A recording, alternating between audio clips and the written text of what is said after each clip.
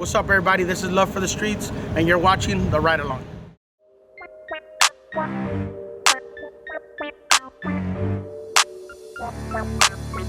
Ride with us, slide with us, come vibe with us. Stay cruising with real hitters and dime pieces. Ain't nobody else comparing to the things we on. You got love for the streets, why don't you ride along? Ride with us, slide with us, come vibe with us. Stay cruising with real hitters and dime pieces. Ain't nobody else comparing to the things we on. You got love for the streets, why don't you ride along?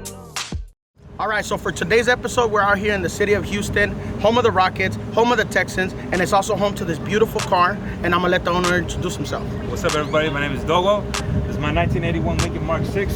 Mark my words, represent Majestics Houston.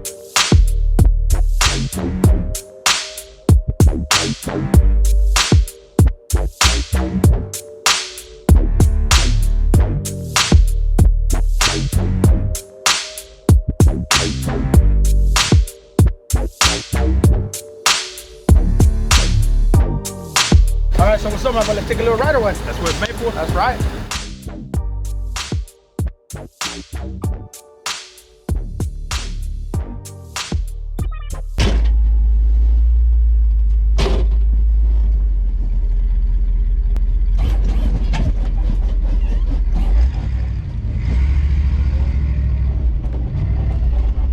All right, Dolo. So give us a little rundown of the history between you and this car.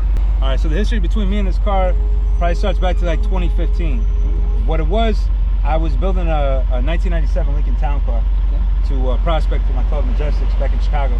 Oh, okay. And so you're originally from Chicago? Originally from Chicago. Well, originally from Indianapolis. I've been in Chicago for like 20 years. Oh, all right. So that I still consider Chicago home. Yeah. But I was building the car. It was about a 3-year build, full frame off, candy frame, candy belly, 9 pounds of flake on the car, leafed out, interior, 4-pump, argon, I mean, you name it. This was going to be my car to make my name known, you know? Yeah.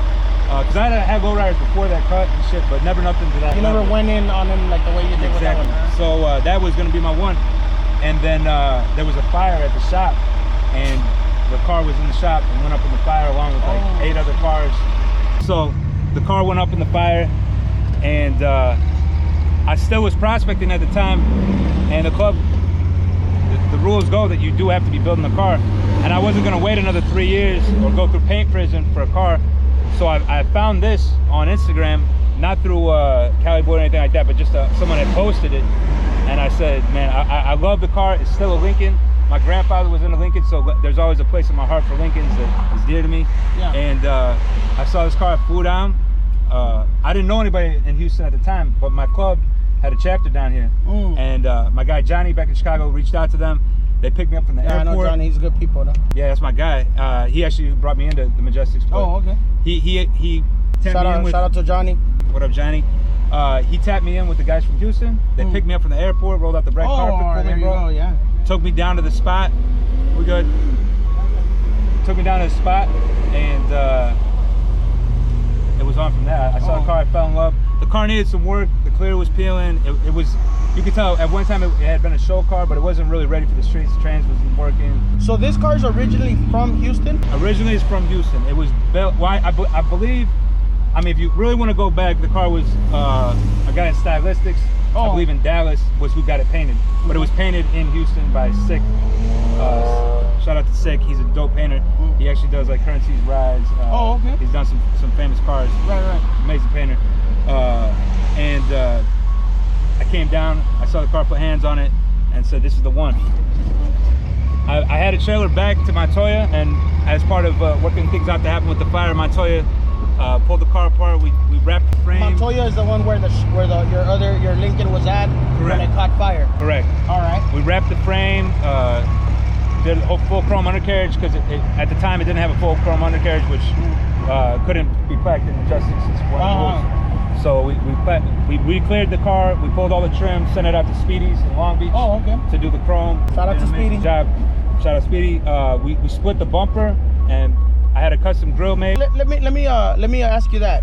That look, to me it feels very 70s, you know, It's more of a traditional style, Right, of like with- the old school style. Okay. Yeah. For people that wondering, because I know I've seen it. That's not something that came with the Lincolns. No. That's something that was done after. That's right? a custom thing. Yeah, and you don't see them as much on the baby Lincolns. Some of the famous Mark V's from the 70s. Yeah. So the car is the grill is originally from a Lincoln Mark V because they go longer. The Mark okay. 6 one's cut off. And it fits on it. Well, I some didn't- modifications, right? Yeah. I didn't find out until later that the top of the housing of the Mark V has an angle cut in it. So we had to make something happen. We put together something with the Mark 6. That's when you got the creative juices flowing. You know what I'm saying? You got to do what you got to do to make it work. And we made it work. And I really like the touch it has on it.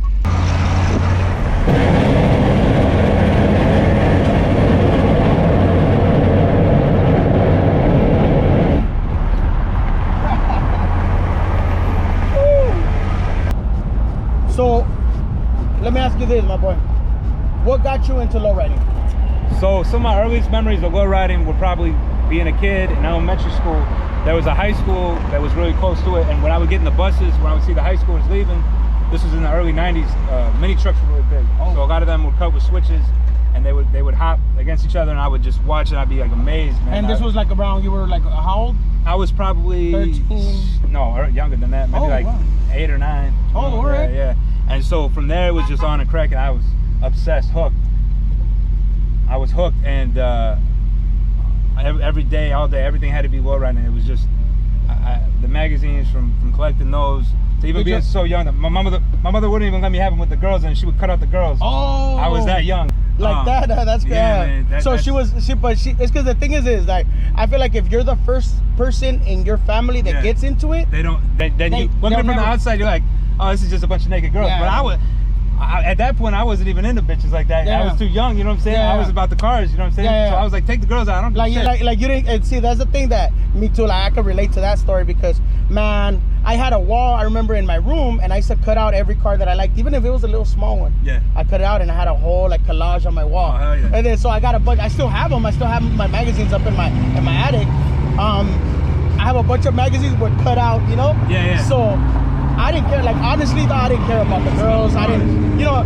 Maybe I could say that I started recognizing them. Oh, of course. You know, I some mean, of those models, you know, they were in a lot of the issues. Yeah. So you're like, oh yeah, Shout out to yeah, Gaza, yeah. So you know, when I started going to car shows like the Super Show in LA, I would see them there, and I'm like, oh, that's that girl from the magazine, you know. So even that, but you know, obviously back then we didn't have camera phones, we didn't have none of that. So it's like, So hey, those are like memories that just they live in here, though. Of course, bro. Yeah, there's no recollection of it. Yeah, the other things, like if I would see, I was obsessed. So like if I would see shit on TV, like I remember there was a National Geographic episode where they had the guys from Uso.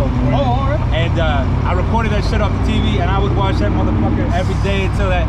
Religiously, huh? That, like it was like a playbook. Bro, that was like, and that was all I had to like really see, because the cars at the time that were around me, they weren't really built like the LA style.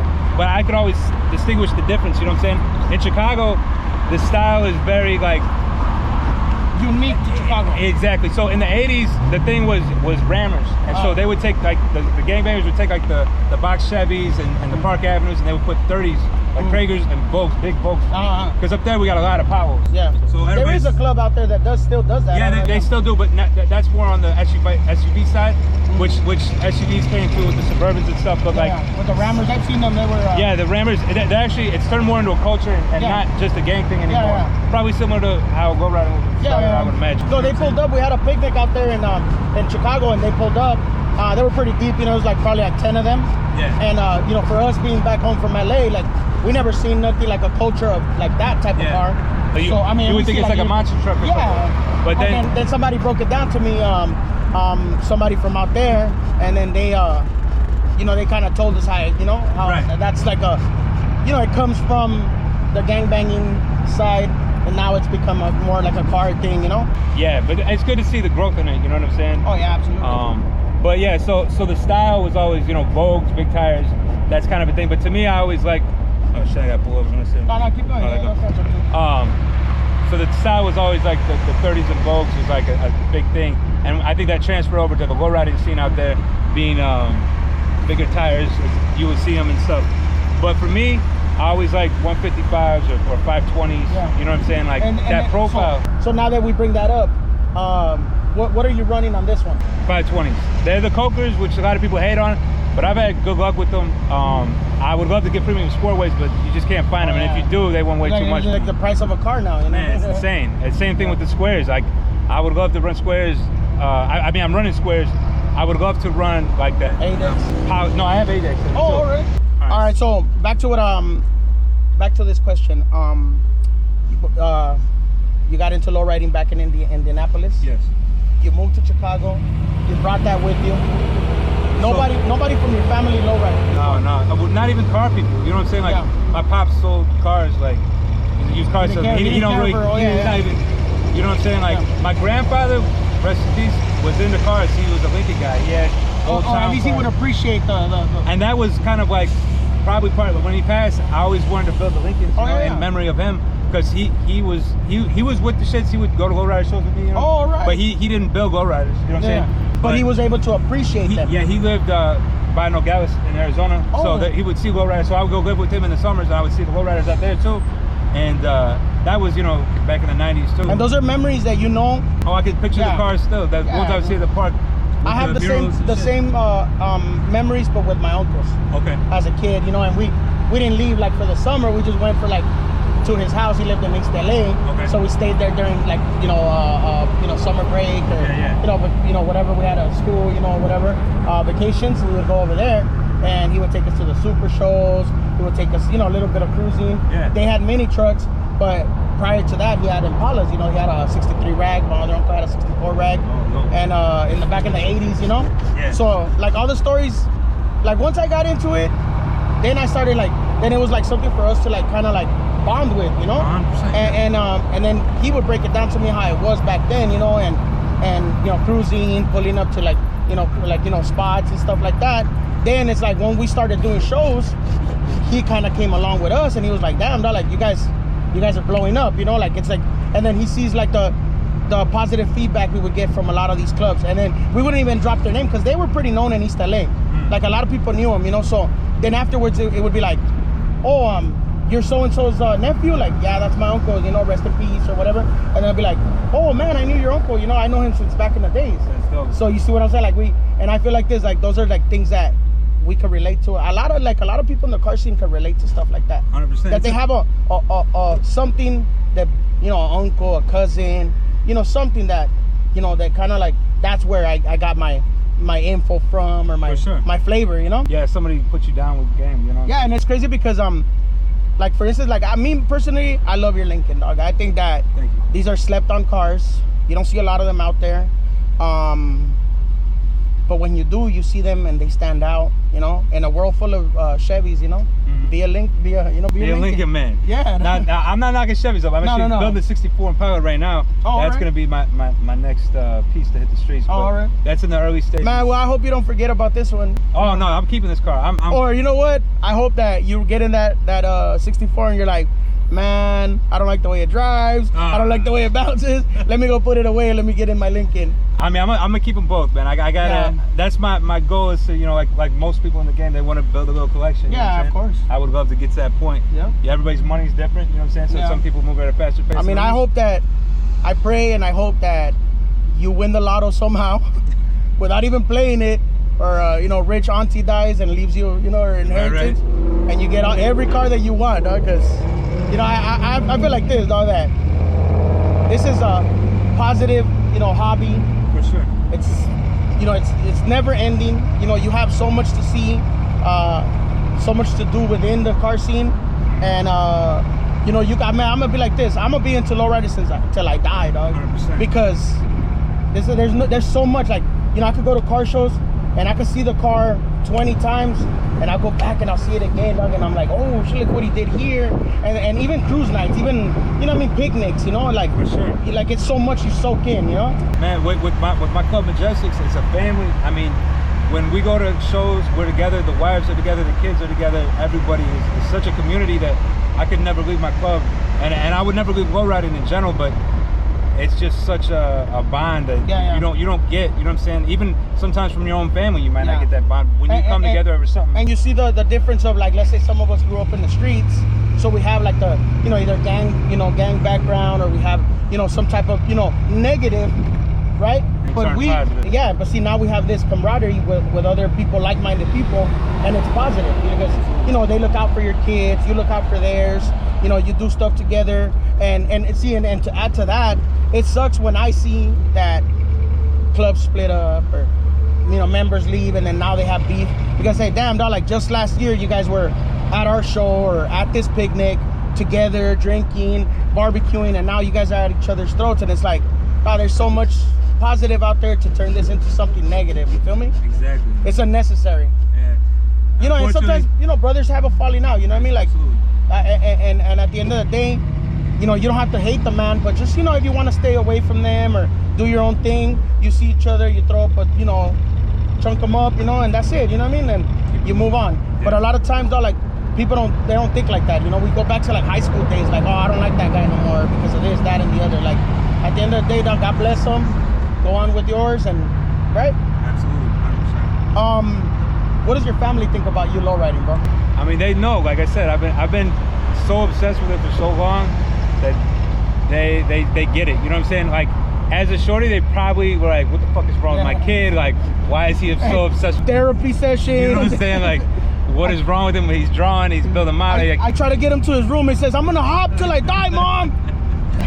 And yeah, so you know what I'm saying? Like, but I think they're so used to it now that it's just natural. You know what I'm saying? Now that's not to say that they're into it. I mean, my mom will go on low rides with me sometimes just because she knows it means a lot to me. Yeah. But I don't think it's for her. You know what I'm saying? But she's down with it. That's dope, dog. All right, bro. So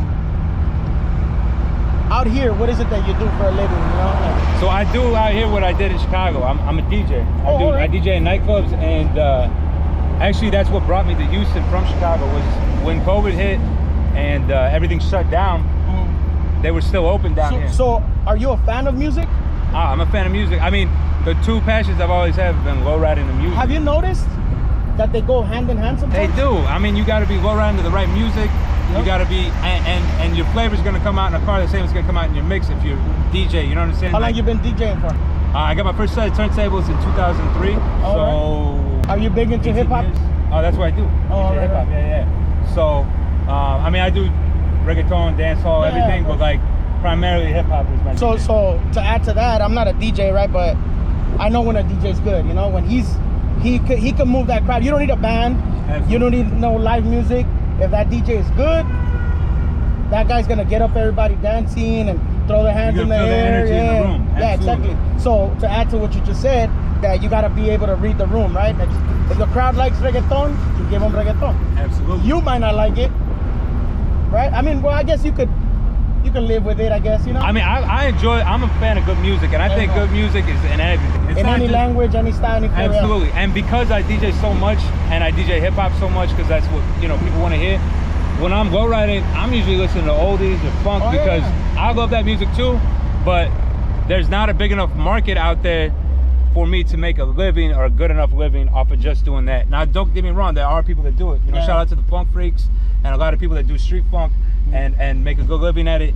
But for me, and in the area where I'm at, maybe that could have a lot to do with it too.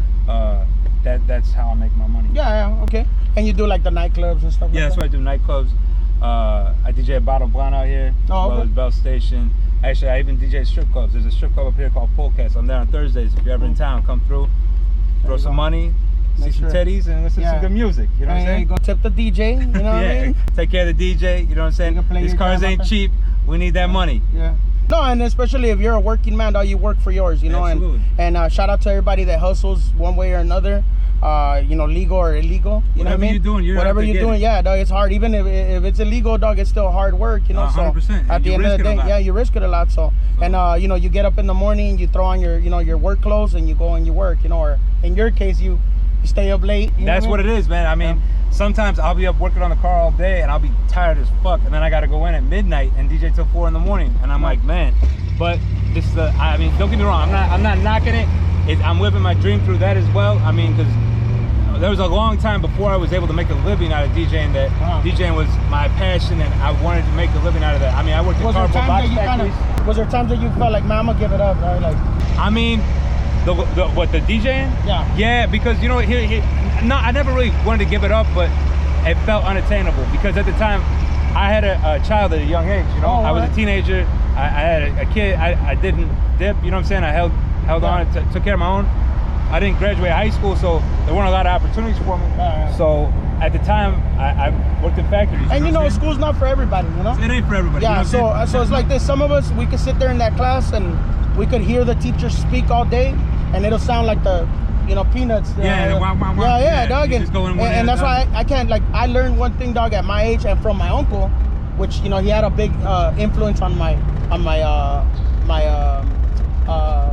how to make money, you know what I mean? Like my income, you know? He taught me the trade that I do. And, you know, school wasn't for me. So he said, you know what? Well, if you're not, then there's plenty of work out there that you could do that'll make you good money. 100%. So, and with my son, he's good with school and he's good at school, but I also tell him, I'm like, you don't have to go to college to make a way. Now, that's not to say that it's going to be easy if you don't, because you got to bust your ass. But some people are just have more of a hustle than an academic. Yeah, if you don't have the drive, like, then you got to stick to the books. Yeah. You know, and figure it out that way. But luckily, my grind was successful, and by 2009, 2010, I was able to just DJ for a living, and I've been doing that since. Damn, dog, that's dope, dog. That's good. That's a good success story right there in itself. So what's up with the nickname Dolo? So Dolo actually came from my DJing. So originally, when I was DJing back in the day, I was doing mixtapes, and my childhood nickname was Flint. Growing up, they would just call me Flint. That was like my nickname. And so I was like, well, I'll go DJ Flint. It made sense. But then I found there was another DJ Flint, like shortly after I started DJing, and I was like, he was still in the same area, and I was like, I'm not even gonna. I haven't been with the name long enough to really give a fuck. I'm like, let me go back to the drawing boards. My boy was like, well, I didn't know any DJs growing up, you know what I'm saying? It was just something I wanted to do, and I taught myself pretty much. So he was like, being that you didn't have a mentor, you kind of did it all solo Dolo, you know what I'm saying? And so that's where it came from. Dolo. And then DJ Dolo, and then everybody just called me Dolo, you know? All right, so sticking to the topic of nicknames, what's the reason behind, or the meaning behind Mark My Words, you know, the nickname to your car? Okay, so back to Johnny Garcia, the homie. He actually was the one who brought it to my attention, because he was like, yo, when we were in the meeting, when I came in and I told other brothers at the meeting that I mean, they knew about the fire. Actually, I found out a fire by one of them, but when I told them, you know what I'm saying, they're like, listen, if you want to take a leave of absence, you know, they're like, we know you got to be devastated, everything. I was like, no, like, I don't have an option. Like, this is it for me, you know what I'm saying? Like, that's why some people are like, well, man, how did you keep going? Like, I'm like, there's no option. It's not like there's another option. It's like, I'm gonna be like, well, lowriding ain't for me. You know, I got bad luck with it. Like, lowriding is like breathing to me, you know what I'm saying? So when I told him, I was like, mark my words, no matter what, I'm gonna be back at it. You know what I'm saying? I'm gonna find something. And then when I got the car, he's like, yo, that's a Mark 6. He's like, you should call it Mark My Words. And I was like, yo, you're right. He actually helped me come up with it. You know what's crazy? That I up until right now, I just saw the connection, the Mark 6. Mark My Words. Yeah. All right. So that's what it was, like, mark my words, I'm gonna get back in it. Dog. I like to hear when people use the play on names, you know, on some of these nicknames. You know, they don't just stick with like the basic, you know. Yeah, 100%. That's dope. That's a dope concept behind it, dog. For sure. And it fits it, you know. Yeah, absolutely. Because being that it's Mark, you know, you can't really have it like, well, you have it Mark Twain. You know what I'm saying? Personally, I would never call a car a boy's name. You know what I'm saying? That's just me, but you know, that's where we're at. So it worked out. So, for people that are wondering, what type of hydraulic system do you have? All right, so in here I have a 3-pump setup, 12 batteries, 3 square dumps. The front pump is a piston pump. So it's got some dips in it. The front pump is a piston pump, and it gets down. You know what I'm saying? 4-ton springs in the front. Who did your system? So originally, Montoya put his hands on it, but it was redone when I came out here to Houston by Al from Individuals. Okay. And he redid the setup for me. The way it sits right now. The way it sits right now. So Montoya wrapped the frame along with my brother Alex from Majestics, Chicago. Okay. I mean, I got in there too on the frame a little bit, but their welding's better than mine, so we did it together. No, my respect to the people that work on hydraulics, dog, that have the vision for it, because oh my god, like some of these systems, you know, they're so like like my Lincoln, you know, I'm 3-wheeling with 2 pumps. You know what I mean? Yeah. You know, I mean, you could do it. Yeah. You could so do it's it. like this, but like then I hear other people like, nah, you know, I need that 3rd pump to 3-wheel. And I'm like, oh, you don't? Yeah, if you want to do a chain bridge or park it. But I mean, this one, it has 3 pumps, but we didn't run a chain bridge because I don't personally like chains on my car. Yeah. I feel like they're too noisy. I don't really like the look of them. So with this one, I 3-wheel around corners. And the good thing is that you got the system to how you want it. Yeah, exactly. Like you didn't just let somebody do it for you and let them put their input on it. Like it was, I want to do this to it, and this is kind of what I want the car to do. You know, when I'm driving, when I'm this, when I'm that. For sure, you spec it out to how you like it. That's dope, dog. How is it driving this car around in Houston? It's hot than a motherfucker out here. So thankfully, you know, it's got the 44-inch sunroof, so the heat. So all of the people back home that we low ride 365 back in LA and Southern California appreciate it, because some of the people in other states and other cities, they don't get that. It's hot, it's cold, it snows. Exactly. You know, some of these guys, back in Chicago, bro, you will get maybe 3 months out of the year. Now there's still the low riding scene back then, but it's like you're not gonna see a car out low riding when it's -20 and there's snow on the ground. You know what I'm saying? Which unfortunately is a good majority of the year. You know what I'm saying? So the nice thing is out here, like as long as you can live with the heat, you can low ride year round. And in the wintertime, like December, it cools down a little bit. Hey, dog, I was out there in June and there was a tornado. Oh, you talking about in Chicago? Yeah. Oh yeah, I don't. Man, there's always some shit out there. And it's like clear skies. A few hours later, it's like raining. It's pouring, windy, and you're like, damn, dog, like I can't even imagine like somebody that has a rag that said, hey, all the days, you know, it's good. Let me take a dip. Gets caught under that, dog. Like, so the one thing about here, it rains a lot. Now it's like tropical rain, so it comes and goes. Yeah. Kind of like Florida or how it is, but that sucks because if you're out dipping and you clean your car and you wax everything down, you polish your undercarriage, couple raindrops on the ground, and that shit's everything's dirty. So you have chrome undercarriage. You got to go back in there and wipe it off. Damn, dog. That's the one thing that gets I love low riding, but whenever I'm low riding, I see the rain, it pisses me off so bad. All right, my boy. So, as far as your low riding bucket list, what's one thing that you still haven't checked off? Cruising, going to a show, anything like that? Well, I've never got the chance to low ride in the motherland in LA. Obviously, that goes without saying. I mean, obviously, some will say New Mexico has the lowrider capital because they say that. We don't. First capita. Nothing against New Mexico. No, nothing against New Mexico. But for me and my lowriding style, I always look to LA for inspiration because the quality of the builds, just the weather, the vibe, the scene, it's just everything, you know. So I'll go out there usually once or twice a year, but I've never brought a car out there. I'll go out to Whittier or Crenshaw or check it out, you know what I'm saying? But I've never brought a car. So that's what I want to do. Hopefully next year I can make it to the takeover show, and then we can hit the streets afterwards. Hopefully, bro, hopefully. You know, hopefully I get to see, even if you're just walking around, bro, that to me is enough. But to see your car there, that's a plus too, you know what I mean? Maybe I'll have to support on, but then I can bring that one. That'd be a good way to bust it out. Maybe I'll bring a 2-car trailer with both. Yeah, right.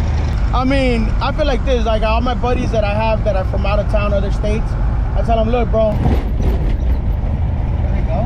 Sorry. Had to hit it for me. Just yeah, of course. All right, go ahead. Sorry. It takes a little use to when you hit the switch. Sometimes it wants to get away from you. You know what I'm saying? But it's not for everybody, dog. It's not for everybody. Because that's the thing. A lot of people don't realize. They see the car and it rides so smooth. These cars don't. You got to really know how to work a wheel. Hey, aside from it being a car from 1981, right? You know, I mean, we're happy that it even has a power steering. Exactly. So the brakes are, you know what I mean? It's an old system. Yeah. Everything. Well, yeah, I haven't upgraded the brakes, but they're new. Yeah.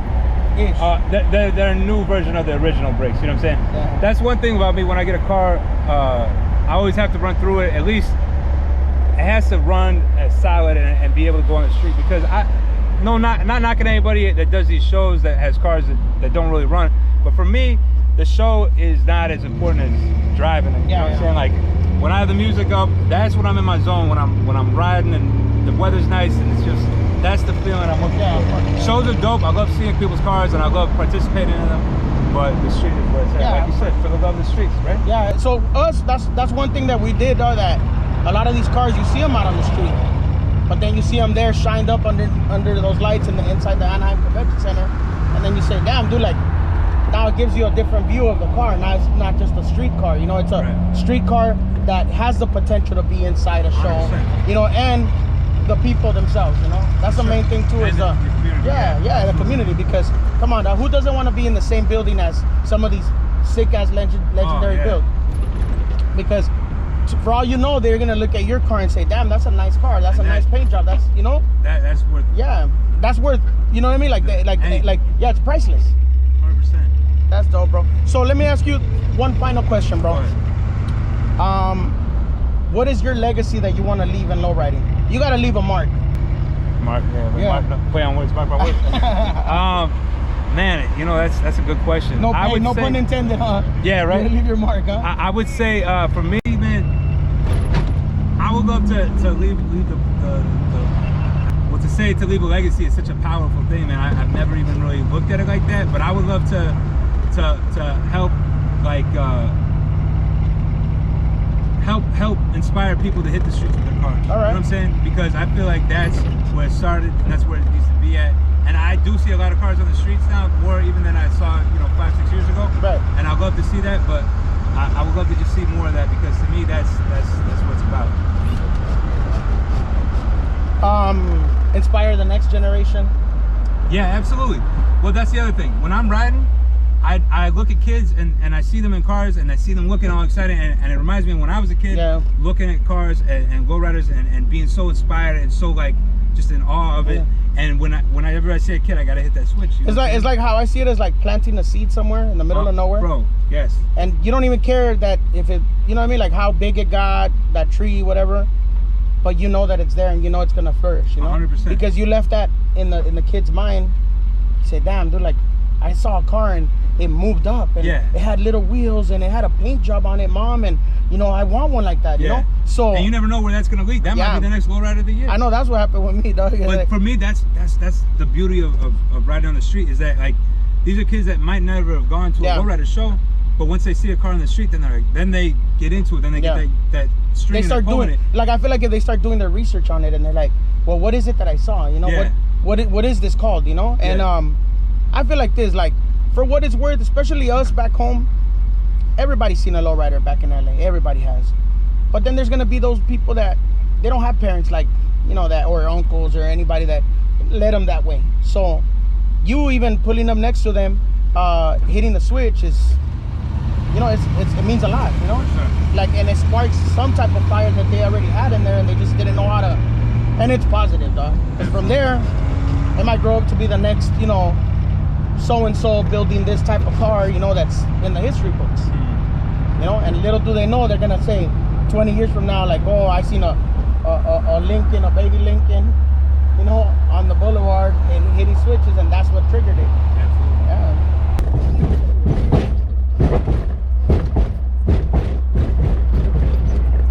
You know what I'm saying? It looks good and it moves and good. It works. Absolutely. You got it? Got it? Should we do another? One more? No more? The bumper? All right, let's go over. I'll tighten it real quick. Wow.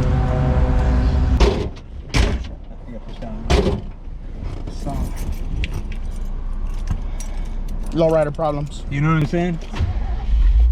But that's part of the game, bro. And that's the other thing. It's part of if people don't realize that is that when you ride your shit, it's gonna break, man. Things are gonna happen, but it ain't the end of the game. That's part of the game. You know what I'm saying? Yeah. Break it, fix it, repeat. You know what I'm saying? It makes it all worth the, you know what I mean? The getting it ready and hitting. If you got enough love for go riding, that ain't gonna stop you. Yeah, exactly. You know what I'm saying? Like, I'm not the type of motherfucker who just loves working on cars. Like, I know there are some people that are in the game that are just car people by nature and just love fixing things. That's not why I got in the game, but as a product of the game, that's what I do. You know what I'm saying? Absolutely. You learn a lot real quick. You know what I'm saying? Keeping a car on the street and running will make you learn. All right, my boy. So, what's the meaning of you being from Majestics to you? What does it mean to you to be from Majestics? Family, brotherhood. That's the main thing for me. I mean, obviously the caliber of the cars, it speaks a lot. When you have a plaque in your window, people know that plaque stands for something. But a lot of people might not know that how much of a brotherhood it is, you know what I'm saying? Because we'll get people that want to prospect sometimes, and you can tell right away if their heart's not in being a club. It's just they want to have that badge, you know what I'm saying? Like, oh, it looks better with a plaque in the window or some shit. Or and you know how I see it, maybe it's like, yeah, you might want to be from this club, but for all you know, this club ain't for you. Like, exactly. And every club has a different flavor, the different way of doing things. And I don't think that everybody should be Majestics, you know what I'm saying? Yeah. And I don't think that everybody should be high class or individuals, you know what I'm saying? You find the club that fits you. Yeah, and then they fit you. Yeah. Also, like not just you, like your car is for that club, like that club has to be for you too. 100%. Yeah, 100%. You know, because you know, maybe you might not like to travel that much, and there's clubs that, you know, they need you to, you know, at mandatory shows and stuff like that. Yeah. You know, standards, you know, and I feel like this, like being from a club is good. It might be bad for some people, but it's good too, you know. Yeah. It's good for the culture. 100%. You could be a solo rider, you know. Nothing wrong. I was a solo rider for a long time. Before I met the Majestics guys, and they showed love to me when I didn't really know a lot of people on the scene like that, because I took a hiatus from cars in general, because I was really focused on my career and trying to get my shit right. So I took a hiatus, and then when I got back in the scene, I was just solo riding for a while, and that's when I met some of the brothers, and they showed me, you know what I'm saying, what was up. Yeah, they schooled you a little bit. They schooled me a little bit, you know what I'm saying? They're like, all right, well, this could be tighter or that, and these are our standards and this, that, and then it made me want to push harder, because when you have those standards, you have to, you know what I'm saying? And some people, they don't like that. And I love the tradition part of it too, because some clubs have traditions from 70s, 80s, you know, when they started, so, and they maintain it to this day, and it's like something that, you know, you're gonna leave, you're gonna leave, you're gonna retire, you're gonna do what you're gonna do, and the next generation of members are gonna do the same, you know, that you were doing.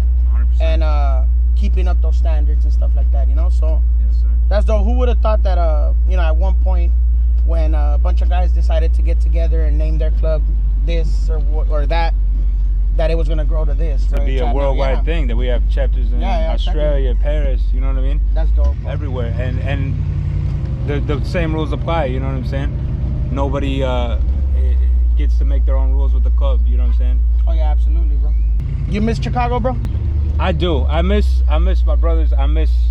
It's home, you know what I'm saying? Like, there's things about Houston that I like, you know what I'm saying? You can have a higher standard of living for the same money as you would have back home. Your money goes further out here, you know what I'm saying? But Chicago's so much more condensed. Things here are more spread out. So I feel like community is a tighter. Me going to Chicago, me having a connection with Chicago, you know, I have family out there. I feel like it doesn't feel too different from back home, from LA. Because, you know what I mean, like LA is crowded. It's, you know, we're on top of each other over there. But I feel like ultimately, though, like, when I don't have that, I feel like, damn, though, there's something right. It feels weird. That's what I'm saying. And out here, when I first moved here, I was like, oh man, it's dope. I got a nice yard and a pool. I'm like, man, I'm just gonna do my own thing. Me and my girl, my kids. And then you start to notice the little things. You know what I'm saying? Like back home, everybody just sleep by 8 o'clock. Yeah, what I'm saying. Picnics, barbecues, people going to kick it at the park. That's something we did a lot back home, because nobody really has a big enough yard to do it at their house. Right. Here, people just kind of do their own thing, because when you're in your own house, you know what I'm saying? You have enough, Exactly. So there is still community out here, but it's You have family out here? No, I don't have any family. Oh, I only my Majestics brothers. That's my family out here. Yeah. You know. Blood family. No blood family. No blood family. Oh, all right. Yeah. So damn, that's brave of you, dog. Like, for you to just get up and say, hey, that's the city I'm going to, and I'm bringing my car with me. Yeah, of course. I mean, the car stays with me. You know what I'm saying? But I had to do what I had to do to get the money. You know what I'm saying? Definitely. And I'm glad I did it. I like it out here, but you don't regret it. I don't regret it. No. There's been a lot of great things that happened to me since I've been out here. So that's already positivity coming here. Yeah, exactly. For sure. And you gotta you know, be grateful for things like that, even if it's small, you know. Absolutely. And not only that, but also that you have a supportive family, you know, within your house, you know, like your wife, your kids, you know, that. For sure. It's like, at least they understand, like, hey, you know, like, we need a change. We need to do, you know what I mean, something. And so, how does your wife, like, she into lowriding?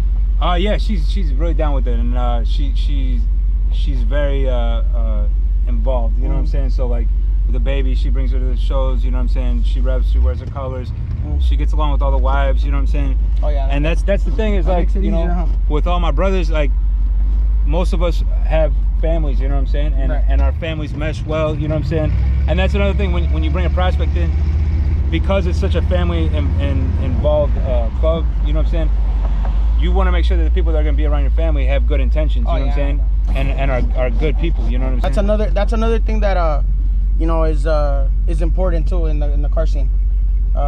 Make sure that, you know, you root out the negativity, the bad apples, you know? Yeah. Because it's for the kids, you know, and you know, their eyes are on us, the little kids, and, you know, the next generation.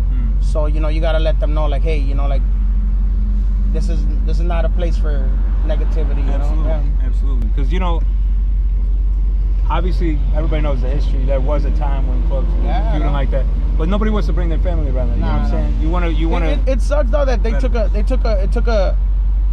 it took a little bit of that to kind of make people like realize, like, damn, we're messing it up for everybody, you know? Sure. Because now we're out here like banging clubs like if it was, you know, that. And when it was an escape for a lot of people, you know what I'm saying, to get away from that. Like it's like this. Like, I know my brother, you know, he's from a club, and you know, he's like, if I can't bring my kids around, you know, this, I'll just sell my car and get rid of it. Like, there's no point for me to. This is for my kids, you know. This is a hobby. Like, I got a 9 to 5, you know, and you know, the weekend comes and it's like, hell yeah, you know, like, I want to enjoy it, and I don't want to be out here like worried or not worried or just looking over my shoulder like I did, you know, when I was part of the street, you know. So, I mean, there's a lot of good things that come from this, and that's one of them. For sure. So anybody that you want to shout out, anybody that you want to thank? Well, first and foremost, shout out to my brothers, Majestics Houston. We repped this weekend at the show, took home a couple trophies, you know what I'm saying? But it's not all about that. It's about going out and, you know what I'm saying, being a part of it. Shout out to them. Shout out to my brothers, Majestics Chicago. Shout out to the whole Majestics worldwide, all of it, you know what I'm saying? And shout out to everybody who helped me with this build to get the car where it's at today. And shout out to Sick, who painted the vehicle originally. And shout out to you for having me on your show. And let me tell my story. Yeah. All right, doggy. Well, thank you once again for letting us ride along with you. Anything you want to say? Shout out to everybody out there go riding. You know, no matter what club, solo riders, everybody putting it down. Shout out to you. Shout out to your page. Go for the streets, man. Keep doing your thing. Thank you, bro. Thank you for having me, bro. We'll see you soon, all right? Absolutely. So there you have it, everybody. I hope you guys enjoyed this episode. Stay tuned for next week's episode where we're going to feature another badass car. Until then, this has been Love for the Streets, the ride along. Make sure you like, subscribe, and share this video. And see you next time.